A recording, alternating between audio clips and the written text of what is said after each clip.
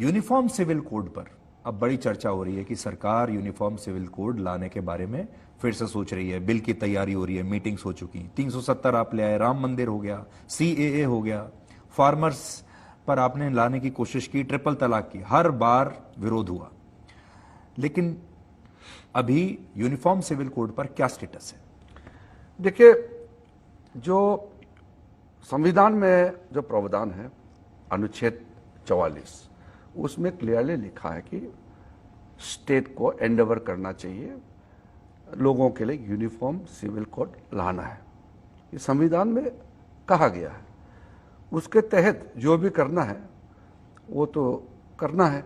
उसमें हम अपना मर्जी से नहीं, देश के मेजॉरिटी लोगों का सोच, उसमें प्रधानमंत्री जी को देश के करोड़ों लोगों ने विश्वास करके वोट दिया। प्रधानमंत्री जी के नाम से Bharatiya Janata party absolute majority होकर के सरकार में आए हैं।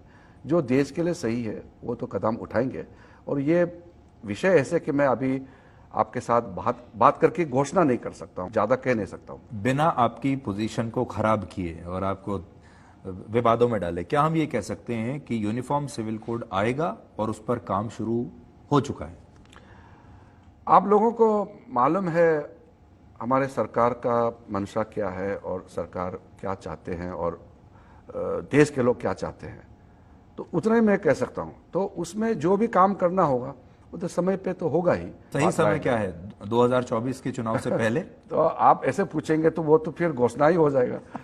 ऐसा बात हम नहीं कर सकते। बट हम इतना कह सकते हैं कि अगले लोकसभा चुनाव से पहले कुछ इस तरह की बात हो सकती है। मैंने जैसे आपको कहा कि इसमें आप भारतीय जनता पार्टी का जो एजेंडा है, मैनिफेस्टो है, हमारा आइडियोलॉजी है, आप सब जानते हैं। और प्रधानमंत्री जी का सोच देश के लिए क्या है वो भी आप जानते हैं। कई चीज़ें हैं उसमें अंडरस्टैंडिंग पे रखना चाहिए। बिना हाँ किए हाँ कह रहे हैं? नहीं, इसमें हाँ ना का सवाल नहीं है। मैंने बहुत क्लियर से आपको रखा है परिस्थिति क्या है। अब हम आते हैं जिसके बारे में आपने जिक्र किया, दिल्ली के मुख्यमंत्री अरविंद केजरीवाल के ऊपर। अरविंद केजरीवाल और राहुल गांधी दोनों एक ही बात कह रहे हैं कि अदालतों का दुरुपयोग हमारे खिलाफ किया जा रहा है, एजेंसीज का तो किया ही जा रहा है। दोनों ही गुजरात की अदालत द्वारा मारे गए लोग हैं, दोनों के मामले गुजरात की अदालत में चल रहे हैं। और केजरीवाल के मामले में जब उन्होंने प्रधानमंत्री मोदी की डिग्री के बारे में जानने की कोशिश की तो हाई कोर्ट ने उनके ऊपर जुर्माना कर दिया। अब वो ये कह रहे हैं कि हमने डिग्री मांगी और देखिए हमारे ऊपर जुर्माना हो गया।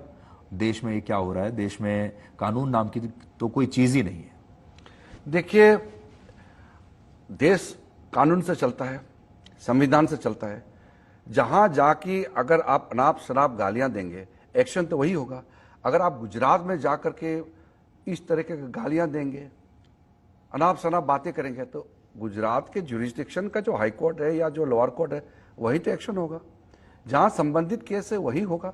आप कर्नाटक में जाकर के गालियां देंगे तो कर्नाटक में भी एक्शन होगा। पर ये राहुल गांधी ने तो कर्नाटक में ही जाके लेकिन कहा और मामला हुआ गुजरात में। हाँ, तो मोदी जो ओबीसी ग्रुप जाति जिसको गाली दिया है राहुल गांधी ने, तो वो गुजरात में ज्यादा है, तो वहां के लोगों ने इसका विरोध किया, तो संबंधित चीज है। और दूसरी बात, अब गाली देकर के जो नहीं कहना चाहिए ऐसे बातें अगर अरविंद केजरीवाल हो, राहुल गांधी हो, गलत बात करते हैं, अदालत फटकार लगाते हैं, एक्शन लेते हैं, तो फिर माफी मांगते हैं या फिर रोना लग जाता है कि ये हो गया वो हो गया। अब अरविंद केजरीवाल बाहर में बोलने से डर गया तो असेंबली बुला करके असेंबली के अंदर में प्रिविलेज का कवर लेकर के गालियां दे रहे हैं। फिर ये कोई तरीका होता है? भारत के लोग देख चुका है इस तरह के गाली गलौज दे करके, इस तरह का अनाप शनाप बातें करके अब क्या साबित करना चाहते हैं। और जितना मोदी जी को गाली देंगे, भारत के जनता उतना ही मजबूती से मोदी जी के साथ खड़े रहेंगे। वो लोग समझना चाहिए इस बात को।